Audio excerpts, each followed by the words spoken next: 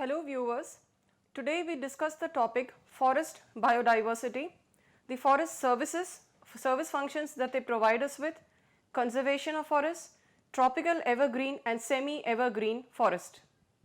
In this module, detailed biodiversity descriptions will be given on the forest service ecosystem functions, the conservation of the forest, how these forests can be conserved, the type of forest, and among the types we choose two of them today, that is a tropical evergreen rainforest and the semi-evergreen forest.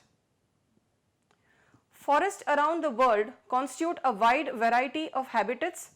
They are basically the lifeline of a number of people, and along the banks of the river banks and the forest we find a number of inhabitations. So, the forest destructions and degradation of the forest is of serious concern. Two-thirds of the world's plants, terrestrial species are mainly found in these diverse forests. So, India alone has endemic varieties and is home to a number of flora and fauna which are found in our different types of forest systems. So, the biodiversity of forest refers to all the living organisms that inhabit the forested land and their areas and the ecological roles that they play in a system. So, that is why forests are known as lifelines of a system. The basic functions that a forest provide us with include the production or giving us oxygen, food, shelter, traditional medicines, recreation, spiritual sustenance.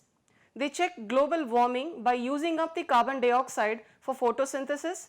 They are a source of whole range of forest products which are of economic importance, the pharmaceuticals, fuel, paper, rubber and clothing. So, the forest canopy provides us a good shelter for the flora, the fauna and also for the human life. The traditional medicines, the people residing in or near the forest have good knowledge on the medicinal benefits of different species that are found in these forests. For example, in the treatment of hypertension, digitalis purpurea is a hypertension drug which are taken from the forest. The same way, more and more people are now turning towards organic or the green way of living, and a number of medicine without side effect, including for diabetes, for increasing your eye vision, for vitamins, are coming up from the forest source alone. They are a place for recreation and for spiritual sustenance, like you want to meditate or have that kind of aura, then forests provide you those services. Global warming, the more and more we go in for deforestation, we see that the temperatures are going higher year by year. So, they check the global warming by using up the carbon dioxide for photosynthesis. Again, in the pharmaceutical industry, for fuel and for paper, rubber and clothing, for organic fabric is one of the important landmark, and people are going on to this. The Fab India is also marketing the organic cloth products. So, forests are those that provide us with these wonderful things. The data of the FAO shows that the forest and forest soil, they store nearly 1 trillion tons of carbon, that is twice the amount that is found in the atmosphere. The World Bank estimates that 2/3 of the world's species alone live in the forest alone. So, that is really a high number. The deforestation of tropical rainforest could lead to the loss of more than 100 species a day. So, I do not know why we are going for deforestation and privatization, like we are giving the forest for the private industries or for privatization of these degraded forests.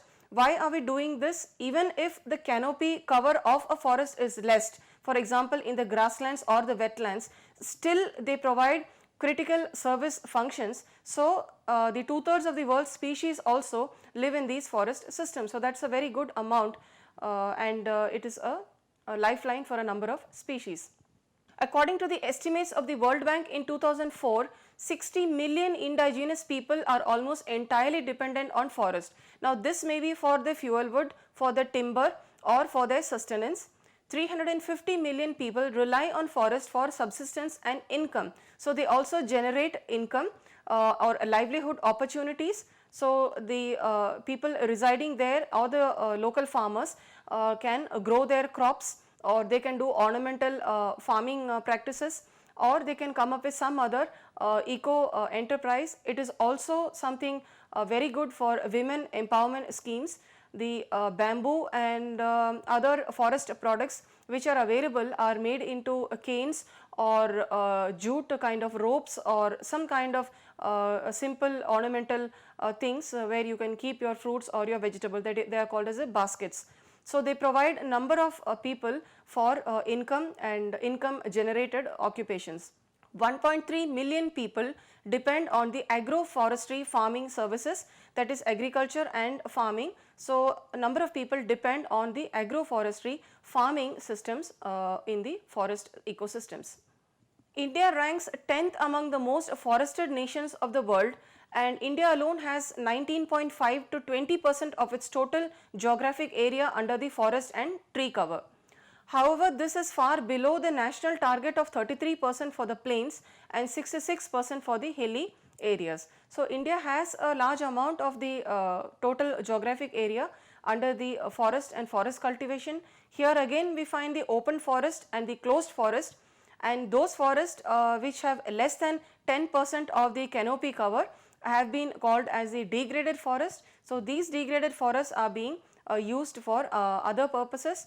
That is, the Ministry of Environment and Forest and Climate Change recently has taken up an initiative to convert or give these degraded forests, that is which have less than 10% of the canopy cover, to the paper and the pulp industry, a private industry.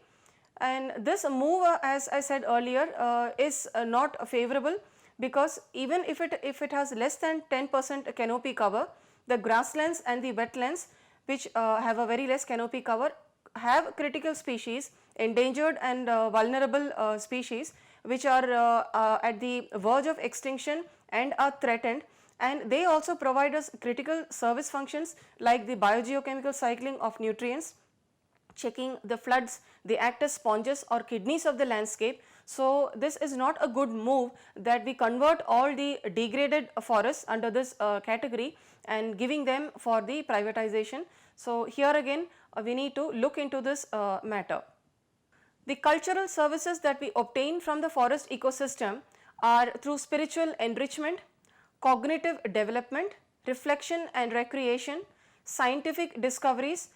Very great scientific discoveries, at least in science and in the biological sciences, come from the forest. Aesthetics, knowledge systems, social relations, aesthetic values. Forest biodiversity is a basis for spiritual identity of many indigenous people throughout the world.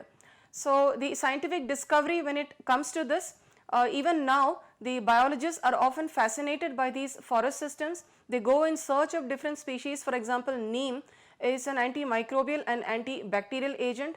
The same with turmeric and the black seed oil capsules that we find today. So, they are also the black seeds, again for antioxidants. So, there are so many discoveries coming up from the biological laboratories, and this forest is the natural open ecology lab where a number of experiments are conducted, and it is to the benefit of mankind.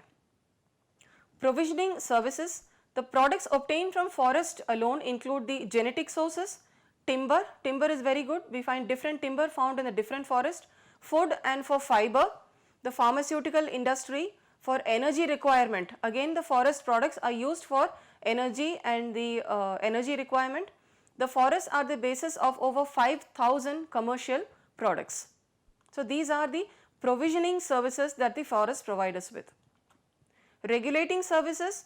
So, this mainly includes the biogeochemical cycling of the nutrients, purification of water and air, crop pollination, regulation of climate and water. So, the climate regulation and water regulation, cycling of the water is all regulating services naturally done by the forest ecosystems. Pest and disease control. In nature there is a predator prey relationship, and it is not necessary that we have to intervene and use the chemical or the herbicides and pesticides, but nature itself has a check and control to control the pest and the disease problems. 2/3 of all the major cities in developing countries depend on the forest watersheds and protected areas for their drinking water supplies.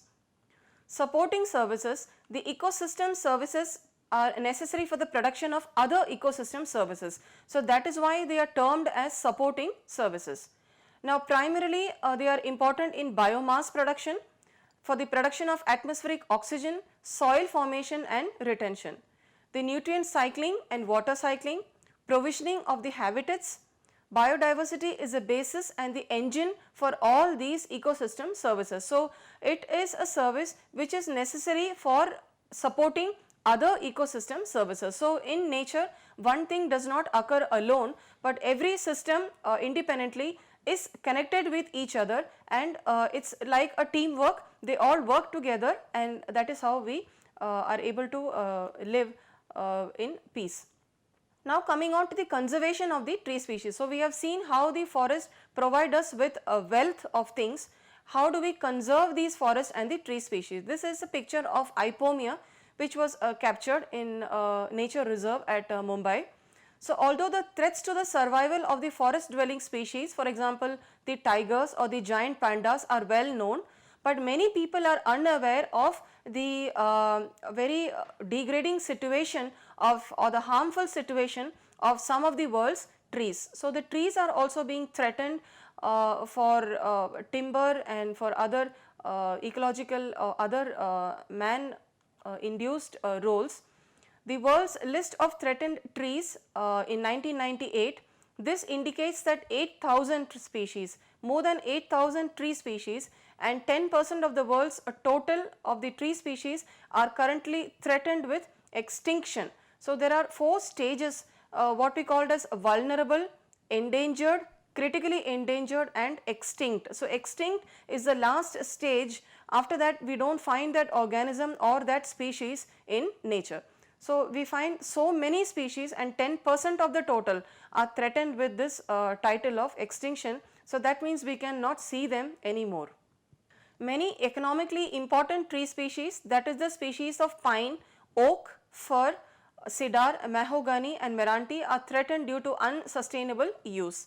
More than 1 in the 6 mangrove species worldwide is on the IUCN red list of the threatened species. So, again mangrove species also they have a number of flora and fauna, and one of the mangrove species is very important for treating the lepers or the leprosy syndrome. So, this also is under the red list of the threatened species, and it is high time that the local communities along with the state, NGO and the government organization go hand in hand to protect these forest services. So, they are in danger of extinction because of what are the factors? So, these factors include coastal development, climate change, logging and for agriculture. So, these are some of the factors that aggravate the danger of extinction of these species. To promote the conservation of the tree species, the UN, the United Nations Environment Programme, UNEP, World Conservation Monitoring Center, they initiated a global tree conservation atlas in the year 2003, and this presents a whole list of the threatened tree species. Now, in this figure we see a red dahlia. So, these are some of the flowers which are so nice to the perceiver's eye, and conservation of these tree species, both shrubs, plants and herbs should be an integral part of every person, so that we know the importance of each and every species in the world. Sustainable management of forests. So, we have seen what are the services that the forests provide us with, how they can be conserved, and we need to sustainably manage these forests. So, the forest and the resources derived from them need to be managed in a sustainable manner using measures that conserve resources while they will continue to provide the economic benefits and various services. So, you can use the forest, but at the same time you need not cut them down, or you need not completely let go of the forest. They should continue to provide the benefits and the various services. So, that these should go hand in hand without causing any destruction to the forest. We can use the benefits that are derived from them. Again, the sustainable forest management, like for example the joint forest management or afforestation things, should aim at conserving the forest the wide range of species as possible and endangered species of plants, animals and microorganisms which are not visible to the naked eye, but these microorganisms also provide nutrients and detritus for the higher organisms in the food chain and the food web. So, they are also an integral part of the food system. Forest management practices should take into account the demands of sustaining biodiversity. So, forest management practices, this includes, as I said, joint forest management practices. This can include participatory approach of the forest management practices, where the local communities work along with the NGOs, the state or the central government agencies, and they are able to tell them about the importance of that local variety of the plant or the animal or the organism, and bring out manage these systems properly by taking out a flow chart or bringing out a policy or a change in sustaining the biodiversity of these systems. Another important aspect of diversity rich forestry is the conservation of key biotopes. So, these key biotopes are valuable, they are often small scale habitats, they are high in natural diversity that should either be left undisturbed or managed with special care. Key biotopes can be important for the conservation of many species. They can facilitate the species dispersal within managed forest landscapes. So, the key biotopes are very important for the conservation of a large number of species. All forest areas have some role in the conservation and forest biodiversity. So, the conservation of these systems is essential if we have to reap the benefits of the protected forest, the semi-natural management of forest and plantation forest having the elements of forest biodiversity. So, this means that if we have to reap the benefits of these forests, we need to take care of them properly, and we should see that we enjoy them today and also for our future generation. That is the whole aim of the sustainable development and sustainable development goal and the policy, that we continue to reap the benefits today and we also keep them for the future generations by not degrading them, but using them wisely and conserving them properly. Protected forest areas are of special interest because their main objective is the conservation of forest biological diversity. Again, these areas should also be managed along with the surrounding areas because the forests are not static in time. The semi-natural management of forest and plantation forest are important in maintaining many elements of forest biological diversity and producing the goods and the ecosystem services. So, plantation forest, or we need to enhance biodiversity of plantation forest, and for this a very conscious effort has to be made by all of us. Maintaining all the characteristics of a natural forest landscape, the forest structure in managed forest is next to impossible.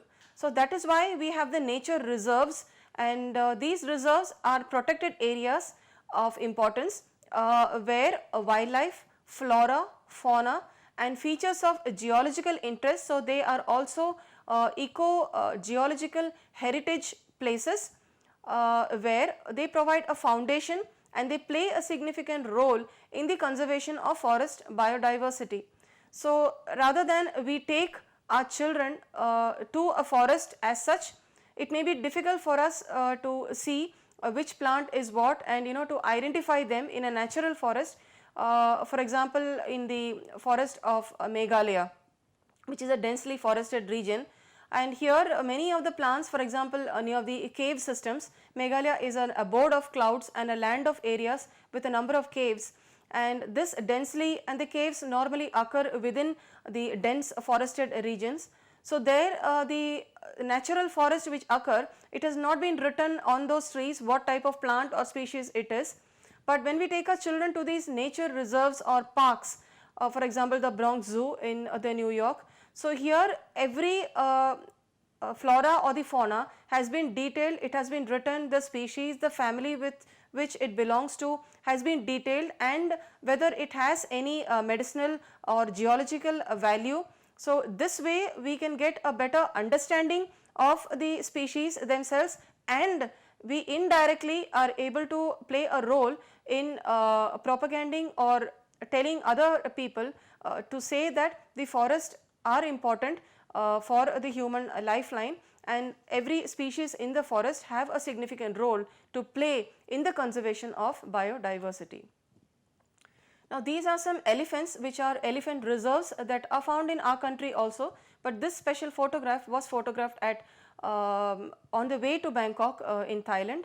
Without nature reserves, so in these nature reserves or elephant reserves, we find the endangered or vulnerable species being protected in their natural environment. They are not being caged, but they are being protected in their natural surrounding or environment.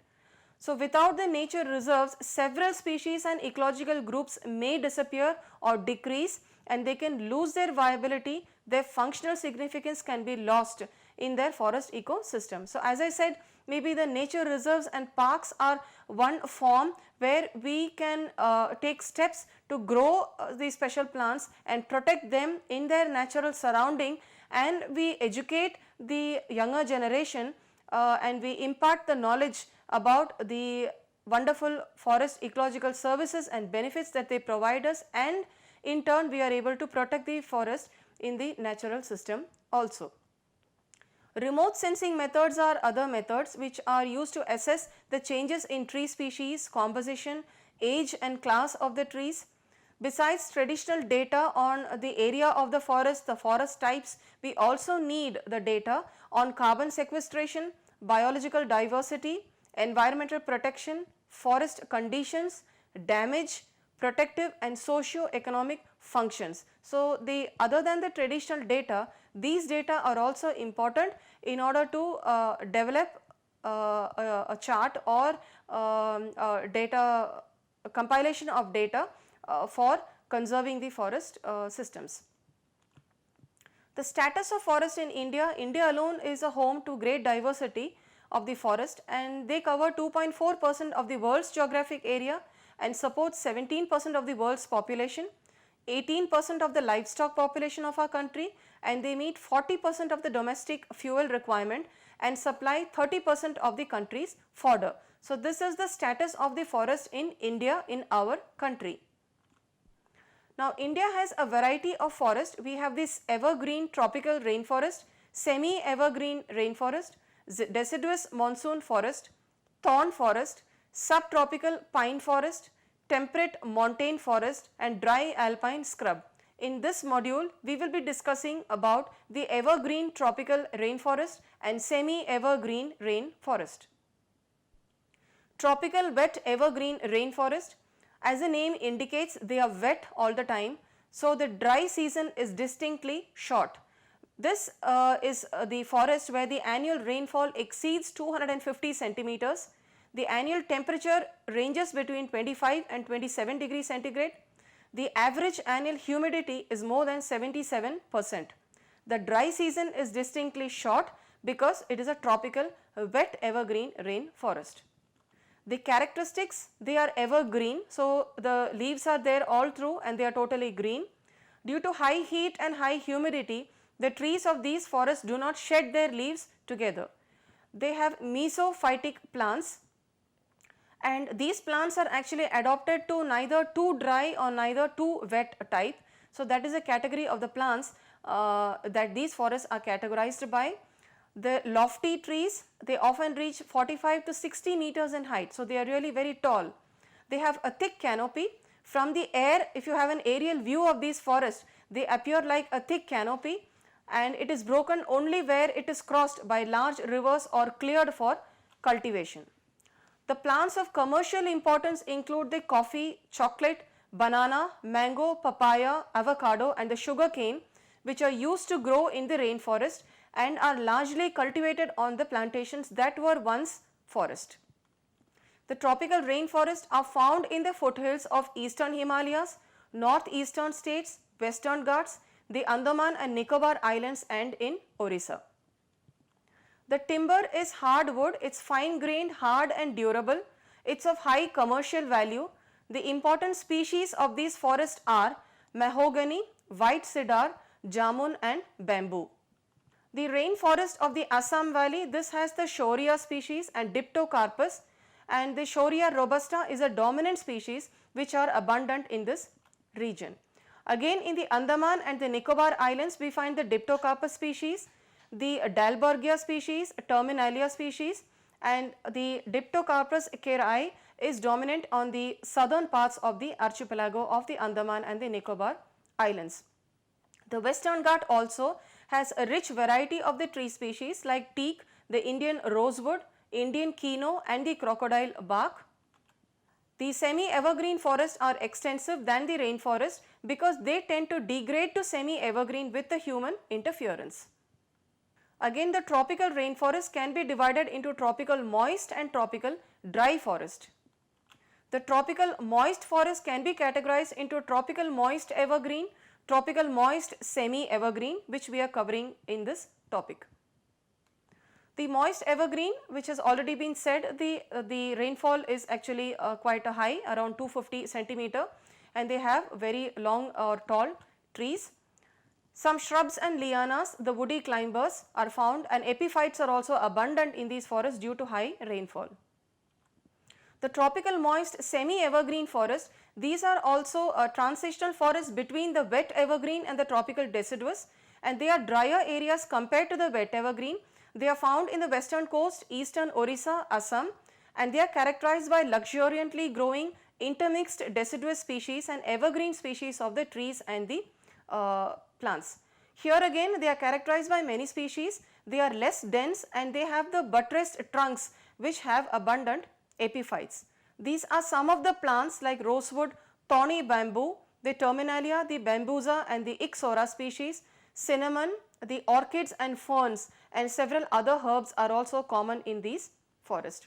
So 2011 was declared as the International Year of the Forest by the General Assembly, and it is a very significant contribution that the forest can play to humanity in the eradication of poverty and for achieving the sustainable development goals.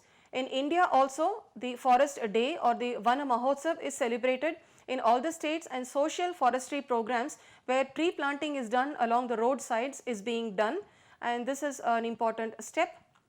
There have been grassroots movements, or for example the Chipko movement in our country, which was led by the Gaura Devi in the 1970s in Uttarakhand, where the women hugged the trees. Chipko itself means the hugging or the embracing step, where they hugged the trees and they stopped the eradication or the breaking of degradation of the forest. So the women were very important in the protection of these forests. And the Chipko people, at least they saved around 1 lakh trees from excavation. The World Forestry Day is celebrated on the 21st of March every year, and this was celebrated around the globe for more than 30 years, and it is basically in order to understand the importance and the value of forest and the forestry to community.